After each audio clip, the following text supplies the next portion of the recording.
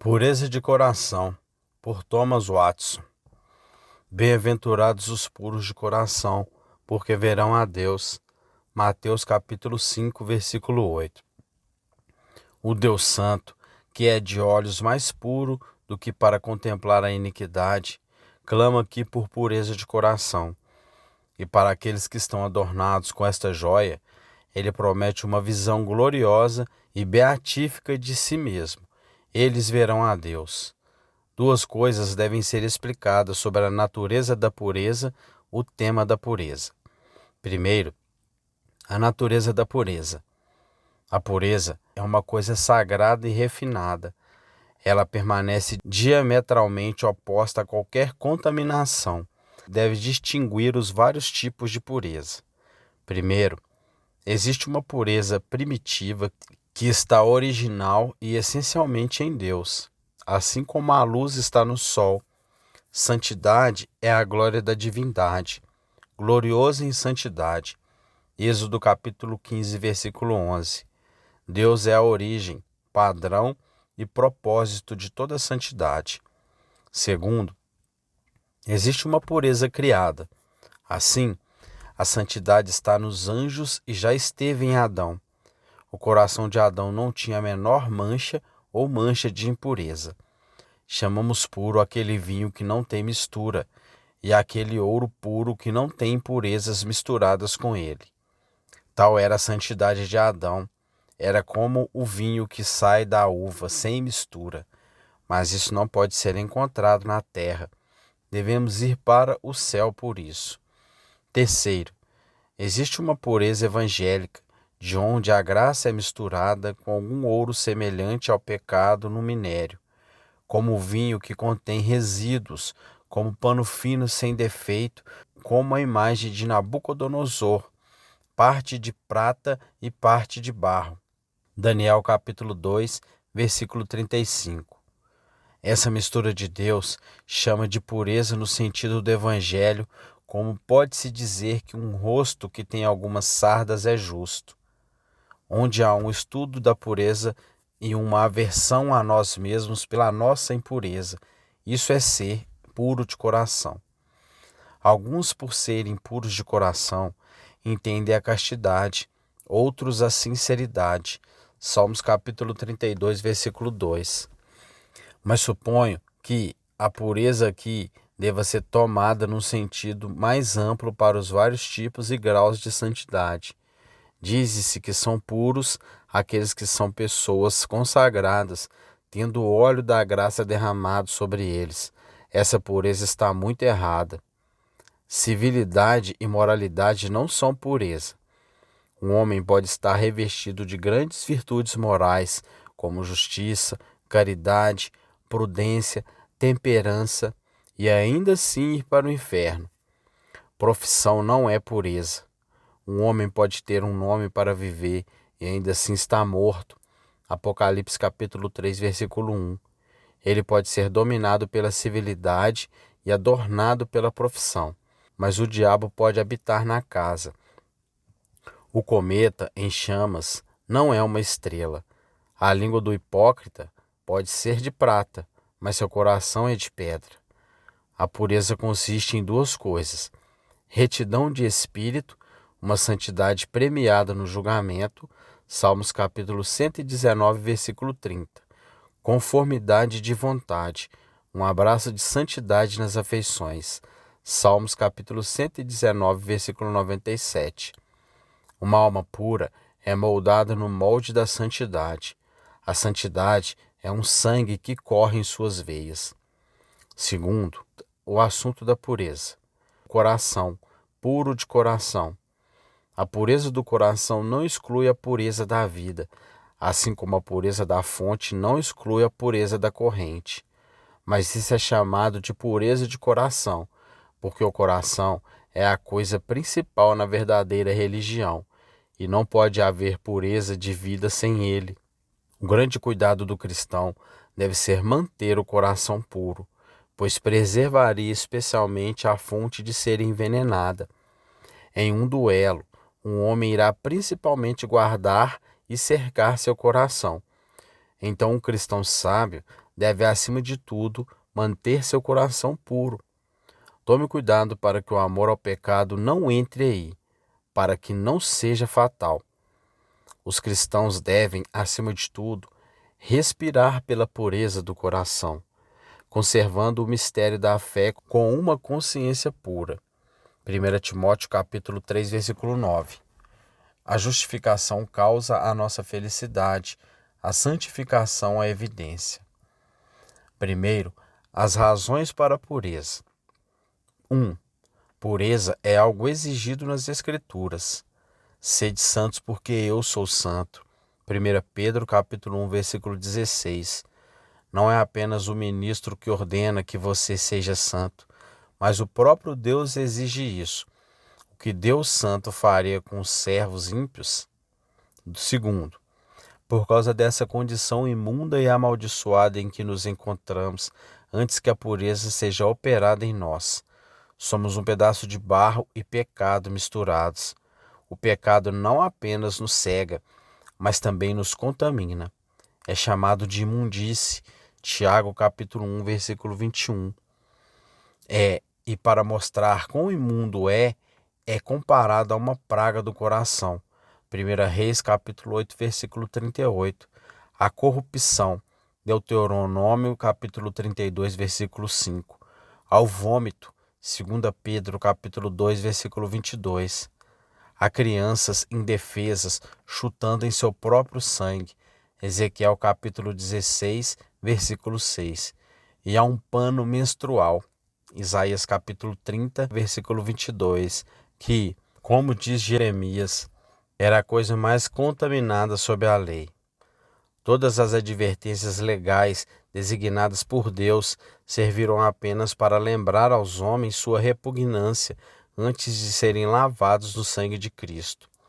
Se todos os males do mundo fossem reunidos e sua quintessência fosse eliminada, eles não poderiam tornar algo tão negro e poluído como o pecado. Um pecador é um demônio em forma de homem. Quando a vara de Moisés se transformou em serpente, ele fugiu dela. Se Deus abrisse os olhos dos homens, ele mostrasse suas deformidades e manchas condenáveis, eles fugiriam de si mesmos, como das serpentes. Isso mostra a necessidade que temos de pureza. Quando a graça chega, ela lava essa sujeira infernal. Isso transforma os etíopes em verdadeiros israelitas, transforma corvos em cisnes, faz com que aqueles que são negros como o inferno se tornarem brancos como a neve. Terceiro, porque ninguém, exceto os puros de coração, está interessado na salvação da aliança da graça. As pessoas do convênio têm a aspersão com água limpa. Ezequiel capítulo 36, versículo 5. Agora, até que sejamos assim aspergidos, não teremos nada a ver nem com a nova aliança, nem com a nova Jerusalém. Se um testamento for feito apenas para pessoas que sejam qualificadas, ninguém poderá participar, exceto aqueles que possuem essas qualificações. Da mesma forma, Deus fez uma vontade e uma aliança de que Ele será nosso Deus e estabelecerá a glória eterna sobre nós, mas com esta cláusula ou ressalva no testamento, que sejamos pessoas purificadas, tendo a água limpa aspergida sobre nós. Nós, até lá, não temos nada a ver com Deus ou com a misericórdia. Quarto, a pureza é o fim da nossa eleição. Ele nos escolheu para que fôssemos santos, Efésios capítulo 1, versículo 4, não para a santidade, mas para a santidade. Aquele que de antemão conheceu, também o predestinou para serem conformes à imagem de seu Filho. Romanos capítulo 8, versículo 29. Deus nos predestina à imagem de Cristo, imagem essa que consiste na justiça e na verdadeira santidade. Efésios capítulo 4, versículo 24. Assim, até que você seja santo, você não poderá mostrar nenhum sinal de eleição sobre você, mas sim a marca do diabo. 5. A pureza é o fim da nossa redenção. Se pudéssemos ter ido para o céu em nossos pecados, Cristo não precisava ter morrido. Porque ele derramou seu sangue, mas para nos redimir de um modo de vida vazio? 1 Pedro capítulo 1, versículo 18 e 19. Cristo entregou-se por nós para nos redimir de toda a maldade e para purificar para si um povo que lhe pertence. Tito capítulo 2, versículo 14. Cristo derramou seu sangue para lavar nossa sujeira. A cruz era ao mesmo tempo um altar e uma pia. Jesus morreu não apenas para nos salvar da ira, 1 Tessalonicenses capítulo 1, versículo 10, mas para nos salvar do pecado, Mateus capítulo 1, versículo 21. Do seu lado saiu água, que significa a nossa purificação, bem como sangue, que significa a nossa justificação, 1 João capítulo 5, versículo 6. A verdade é que Cristo seria monstruoso se a cabeça fosse pura e não os membros. Segundo, porque a pureza deve estar principalmente no coração. Porque se o coração não for puro, não diferiremos em nada da pureza farisaica. A santidade dos fariseus consiste principalmente em aspectos externos. A pureza deles era externa. Eles nunca se importaram com o interior do coração. Ai de vocês, escribas e fariseus hipócritas! Você é tão cuidadoso ao limpar a parte externa do copo e do prato, mas por dentro você está imundo, cheio de ganância e autoindulgência. Hipócritas! Vocês são como túmulos caiados, bonitos por fora, mas cheios por dentro de ossos de mortos e todo tipo de impureza. Mateus capítulo 23, versículo do 25 ao 27. Os fariseus eram bons apenas superficialmente. Eles estavam embranquecidos, não brancos.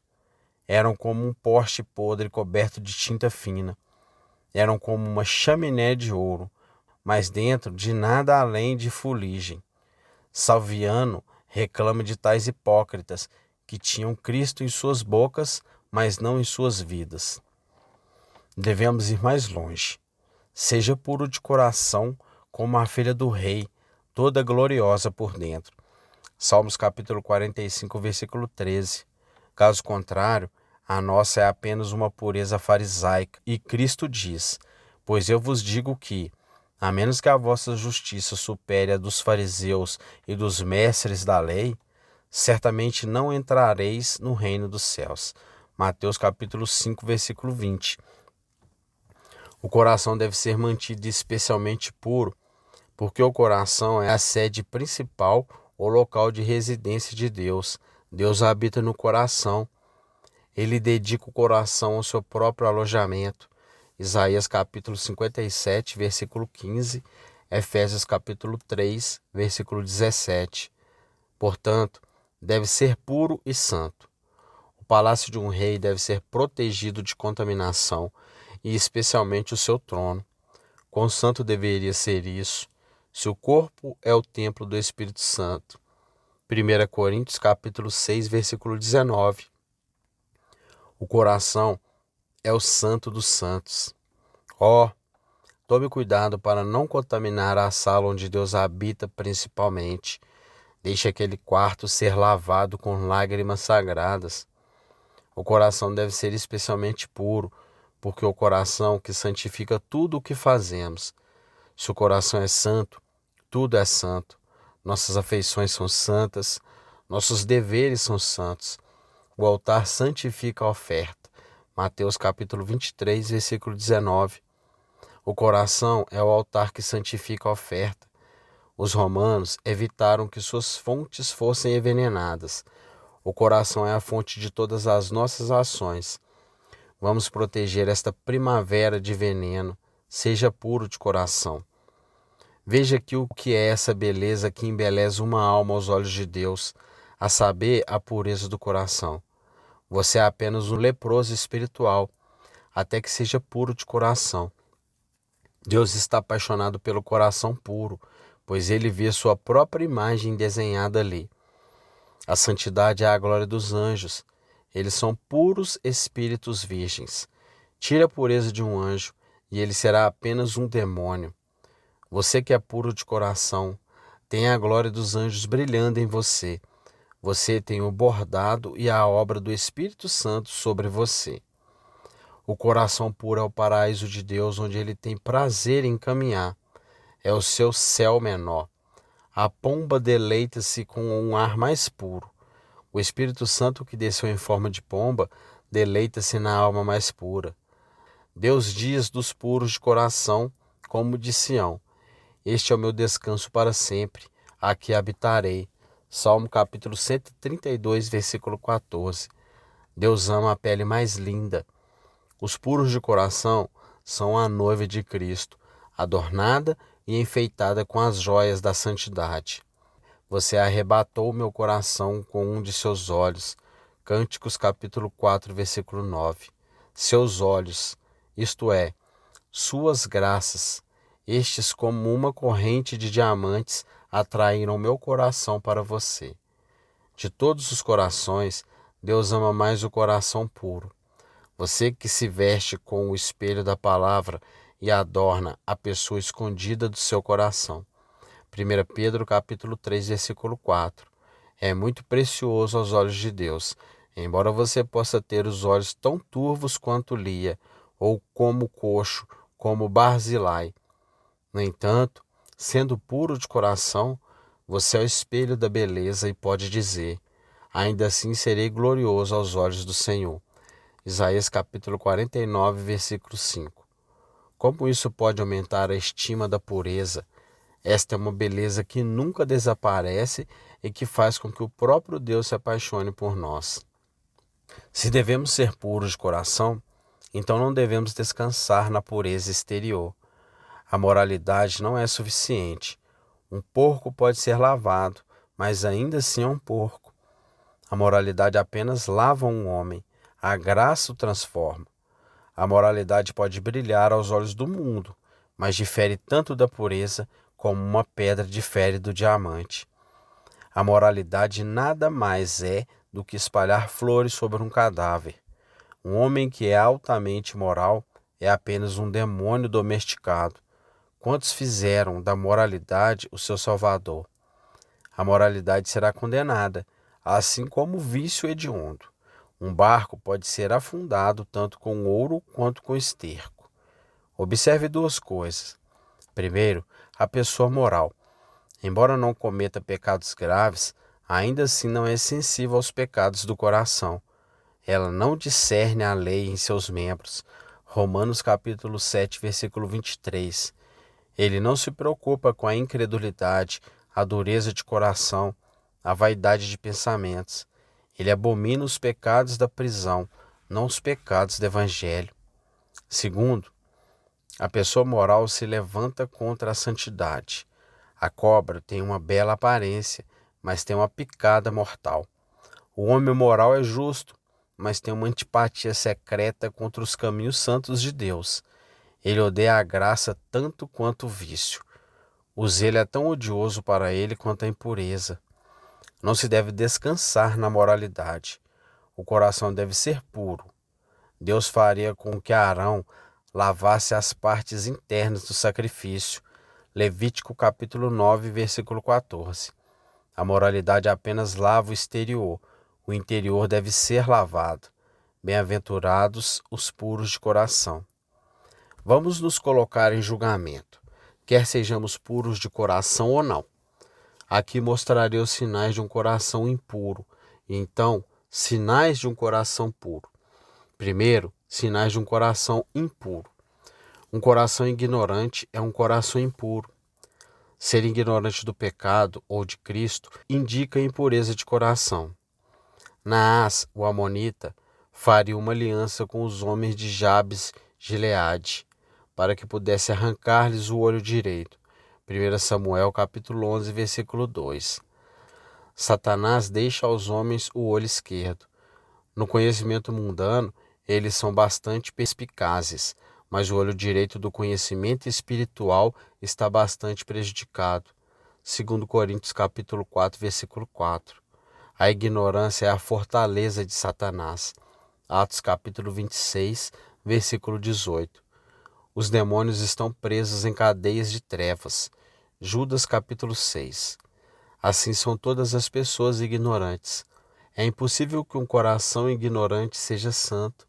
É o conhecimento que torna o coração bom. Que a alma esteja sem conhecimento não é bom. Provérbios capítulo 19, versículo 2. Para qualquer um que diga isso, embora sua mente seja ignorante, seu coração é bom. Eles também podem dizer isso, embora sejam cegos, mas seus olhos são bons. Na lei, quando a praga da lepra estava na cabeça de um homem, o sacerdote devia declará-lo impuro. Este é o caso de um homem ignorante. A lepra está na cabeça dele. Ele é impuro. Esse coração não pode ser muito puro, o que é uma masmorra. A graça não pode reinar onde reina a ignorância. Um homem ignorante não pode amar Deus. Ele não pode amar aquilo que não conhece. Ele não pode ter fé. O conhecimento deve conduzir à fé. Salmos capítulo 9, versículo 10. Ele não pode adorar a Deus corretamente. João capítulo 4, versículo 22. Embora ele possa adorar o Deus verdadeiro, ainda assim de maneira errada. A ignorância é a raiz do pecado. A cegueira leva à lascívia. Efésios capítulo 4, versículo 18 e 19. Provérbios capítulo 7, versículo 23. A ignorância é a mãe do orgulho. Apocalipse capítulo 3, versículo 17. É a causa do erro. 2 Timóteo capítulo 3, versículo 7. E o que é pior da ignorância intencional? Uma coisa é ser ignorante, outra coisa é não querer saber. Muitos estão apaixonados pela ignorância. Eles abraçam a sua doença. Jó capítulo 21, versículo 14, 2 Pedro capítulo 3, versículo 5. Mentes ignorantes são impuras, não há como ir para o céu no escuro. Segundo, um coração auto-justo é um coração impuro. Não vê necessidade de pureza. Sou rico e de nada tenho falta. Apocalipse capítulo 3, versículo 17. Não ter consciência de uma doença é pior que a doença. Você não ouve um homem doente dizer, estou bem. Há alguns que não precisam de arrependimento. Lucas capítulo 15, versículo 7. Alguns pecadores estão muito bem para serem curados. A pureza do coração é uma maravilha tão grande para o homem natural como o novo nascimento para Nicodemos. João capítulo 3, versículo 4. É triste pensar quantos prosseguem com confiança e estão prontos para abençoar a si mesmos, sem nunca suspeitarem de sua terrível condição, até que seja tarde demais. Terceiro, ele tem um coração impuro e considera a iniquidade em seu coração. Se eu considerar a iniquidade em meu coração, o Senhor não me ouvirá. Salmos capítulo 66, versículo 18. No original é, se eu olhar para o pecado, isto é, com um olhar lascivo. A consideração do pecado é inconsistente com a pureza do coração. O que é considerar a iniquidade? Consideramos a iniquidade quando nos entregamos ao pecado. Quando o pecado não apenas vive em nós, mas quando vivemos no pecado. Alguns deixarão todos os seus pecados, exceto um. Jacó deixaria todos os seus filhos irem, menos Benjamim. Satanás pode prender um homem por um pecado. O passarinheiro segura o pássaro rápido o suficiente com uma garra. Outros escondem seus pecados como quem fecha as vitrines de suas lojas, mas segue seu comércio dentro de casa. Muitos lidam com seus pecados como a mãe de Moisés tratou com seu filho. Ela o escondeu na arca de juncos, como se o tivesse abandonado, mas seus olhos ainda estavam nele, e no final ela se tornou sua ama.